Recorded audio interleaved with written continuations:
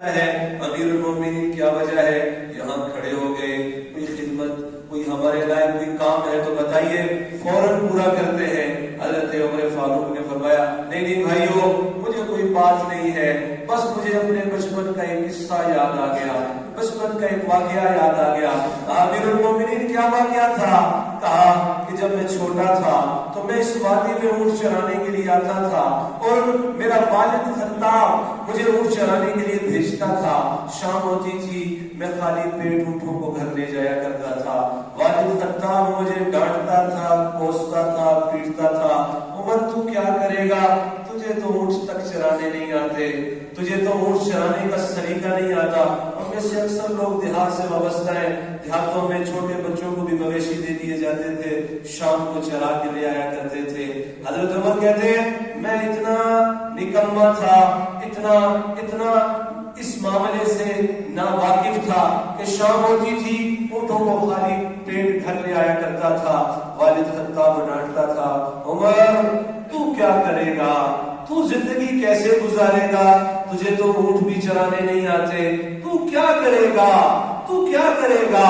تو حضرت عمر فرمانے لگے اپنے ان عزیزوں کو، اپنے ان دوستوں کو، اپنے ان نوجوانوں کو، میرے بھائیوں میں تو وہ عمر تھا جسے اونٹ بھی چرانے نہیں آتے تھے۔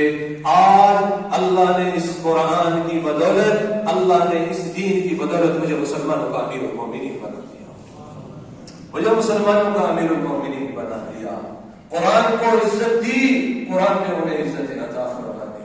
حضرت فاطمہ، یہاں پر ہمارا لیڈیز ہال میں ہماری مائیں بہنیں بیٹیاں بھی سن رہی ہیں، ان کے لیے بھی ایک کارگزاری سنا دوں کہ ایک مرتبہ حضرت فاطمہ رضی اللہ تعالی، رات کا پہر ہے، گھر کے کاموں سے فارغ ہوتی ہیں اور 2 رکعت کی نیت باندھتی ہیں، اللہ اکبر کہتی ہیں، قرآن پڑھتی جاتی ہیں،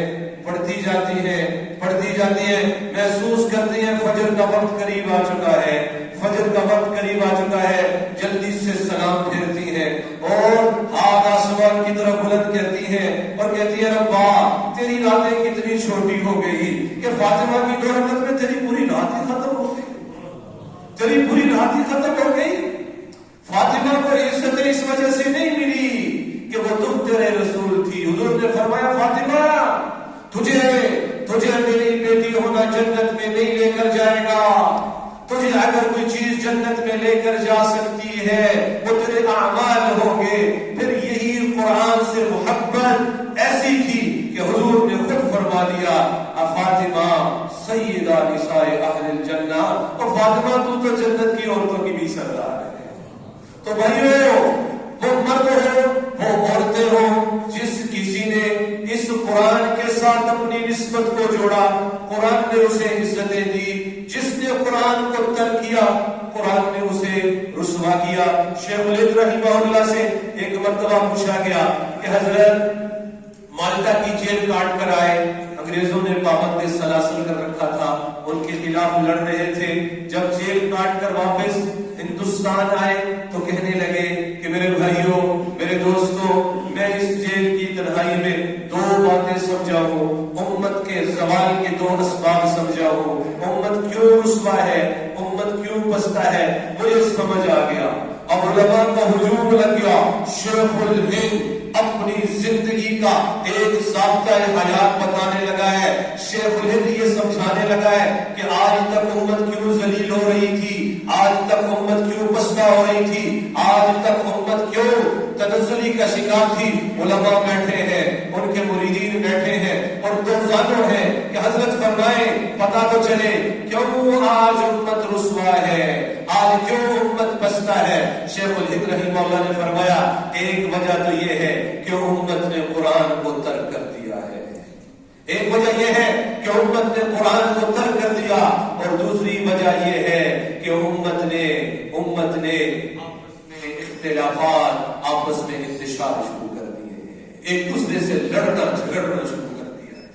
تو میرے بھائیوں، یہ 2 اسباب ایسے ہیں کہ جس نے ہمیں توڑ کر رکھا ہے، جسے ہمیں بکھیر کر رکھ دیا ہے، جس نے ہمیں پورے عالم کے سامنے ذلیل کر کے رکھ دیا ہے۔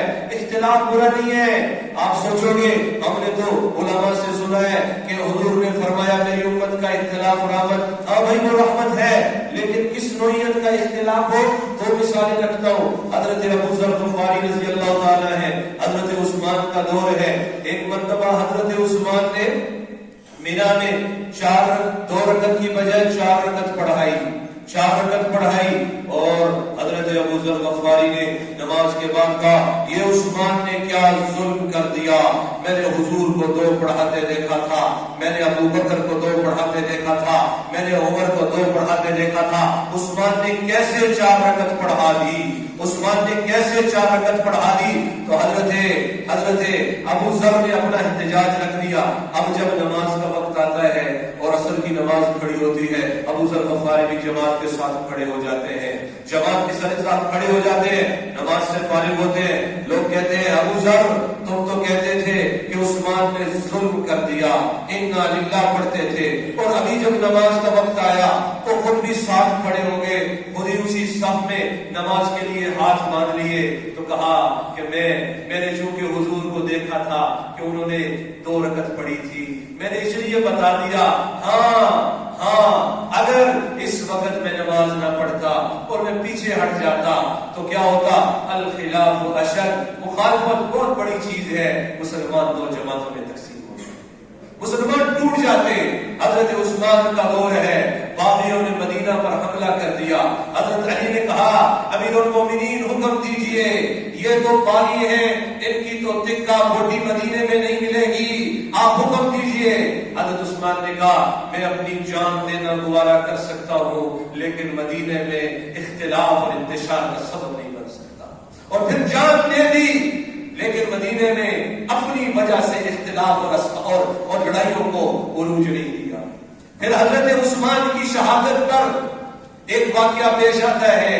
صحابہ کی 2 جماعتیں بنتی ہیں, لوگ ہمیں لڑاتے ہیں آپس میں کہ یہ مسلمان آپس میں کیوں لڑے تھے, لیکن پتہ ہی نہیں, سنا ہی نہیں, علماء سے سیکھا ہی نہیں. اس لیے صحابہ کے خلاف بکنا شروع کر دیتے ہیں, صحابہ کے خلاف بولنا شروع کر دیتے ہیں. ہمیں تو دکھڑا یہ ہے, ہمارا تو گلہ یہ ہے کہ اوروں سے سنا تم نے, اوروں سے کہا تم نے, کچھ ہم سے سنا ہوتا, کچھ ہم سے کہا ہوتا.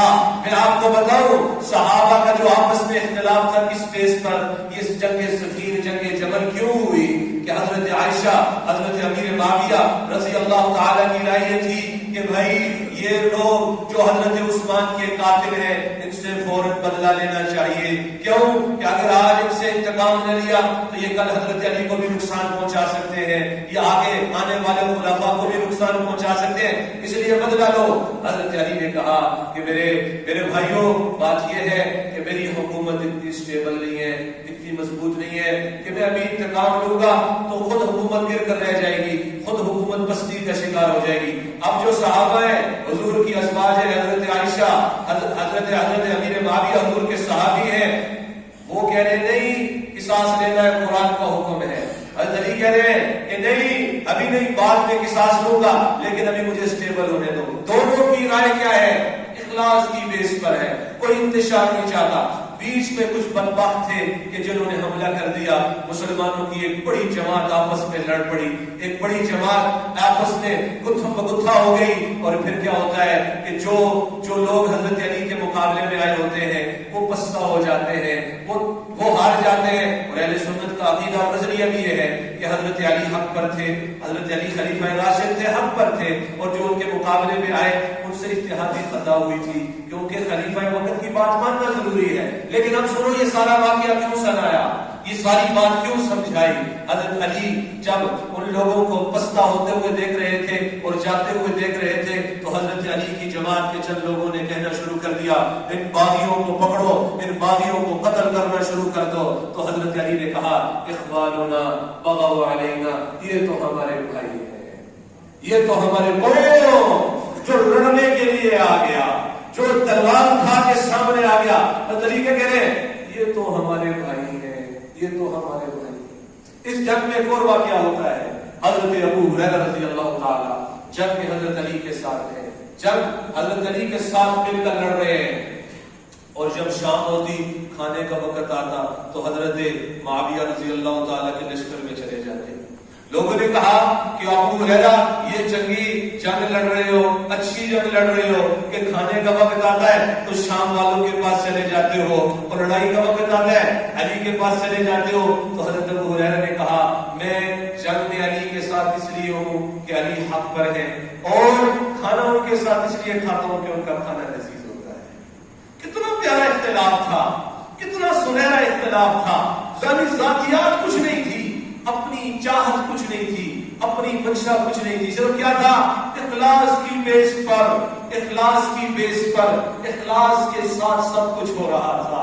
اور میں آپ کو ایک مزے کی بات بتاؤں، ایک بات سمجھاؤں، لیلۃ القدر کے حوالے سے اللہ رب العزت نے حضور کو بتا دیا تھا فلاں دن لیلۃ القدر ہوگی۔ ہم جو آخری 5 راتوں میں ڈھونڈتے ہیں، اس کی وجہ کیا بنی پتہ ہے آپ کو؟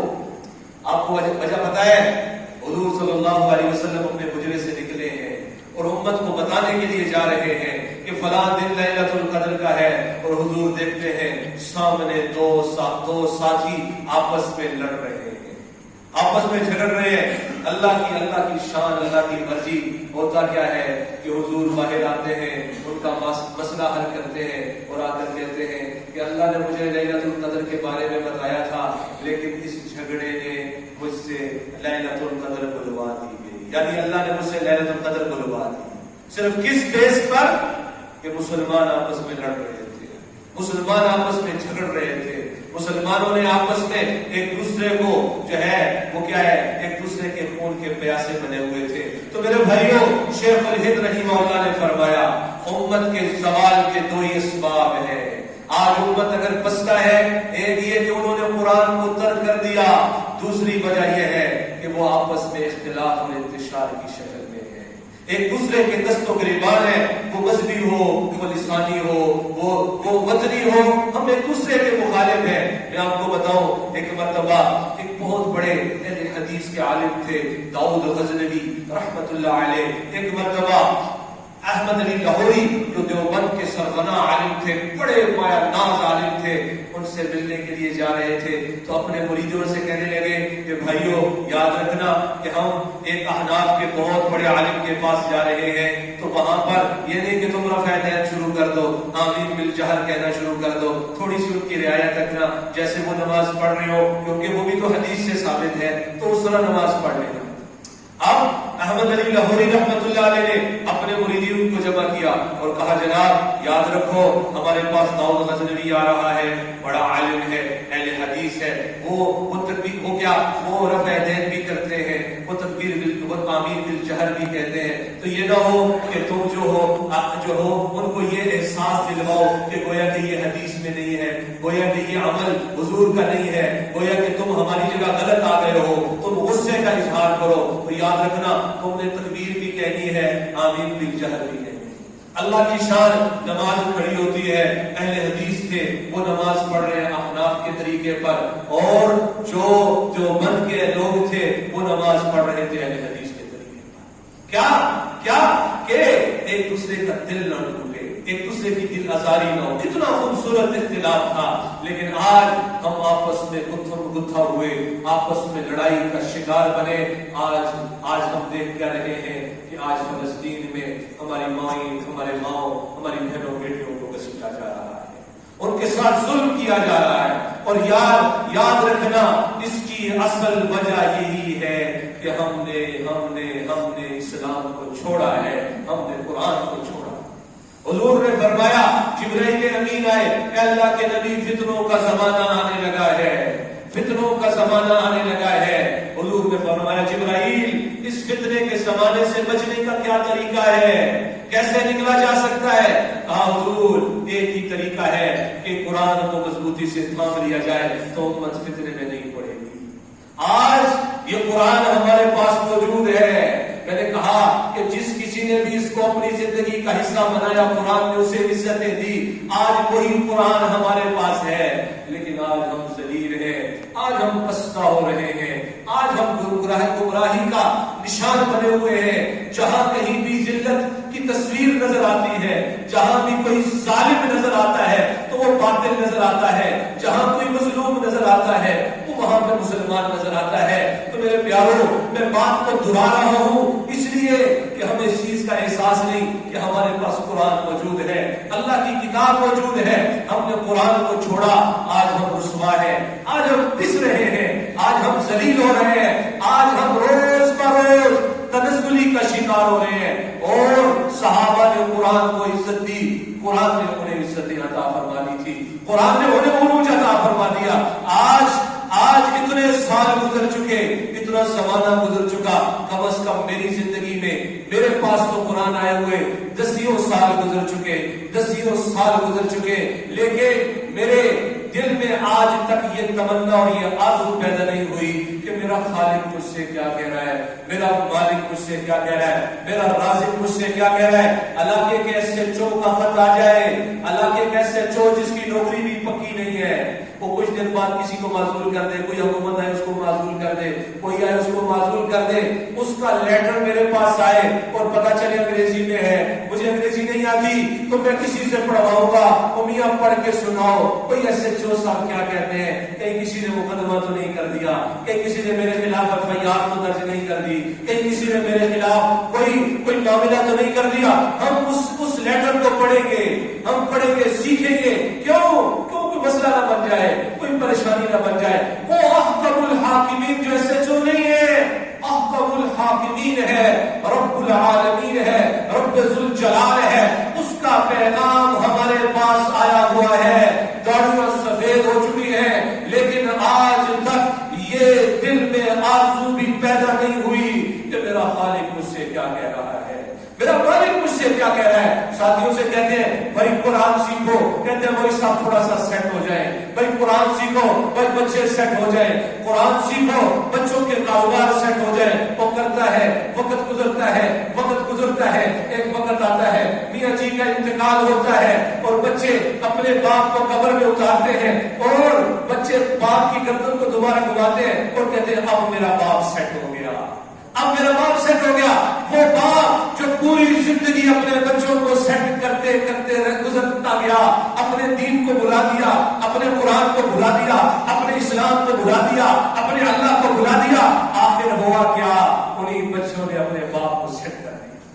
تو میرے بھائیوں، آپ کو اس دنیا میں کوئی آدمی ایسا نہیں ملے گا اس دور میں جو یہ کہہ سکے کہ ہاں میں سیٹ ہو چکا ہوں، میں قرآن پڑھنے کے لیے چلتا ہوں۔ ہم نے نہیں دیکھا، اسی لیے آج تہیہ کر لیں، میں بھی تہیہ کروں، آپ بھی تہیہ کریں۔ ہاں ہم اپنے امام صاحب کی منت کریں گے، امام صاحب ہمیں ایک آیت پڑھ کے سنا دے، ہمیں ایک آیت کا ترجمہ بتا دے، ہمیں بتا دے میرا خالق کیا کہہ رہا ہے، میرا مالک کیا کہہ رہا ہے، میرا رب العالمین کیا کہہ رہا ہے، وہ مجھ سے کیا خطاب کر رہا ہے، مجھے بتائیے۔ ہم آپ کے ہاتھ جوڑتے ہیں، ہمیں عربی نہیں آتی، آپ کو عربی آتی ہے، ہمیں بتائیں تو صحیح، ہمیں سکھائیں تو صحیح کہ ہمارا خالق، ہمارا مالک ہم سے کیا کہتا ہے۔ تو میرے بھائیوں، آج ہو سکتا ہے رمضان کا آخری جمعہ ہو، ہم نے بڑی عبادات کی، اپنے آپ کو گناہوں سے بھی روکا، اپنے آپ کو روزے میں بھی رکھا، ہم نے نماز میں تراویحوں میں سوا 2 گھنٹے قرآن بھی سنا اور الحمدللہ ہمارا ایمان بھی مضبوط ہے۔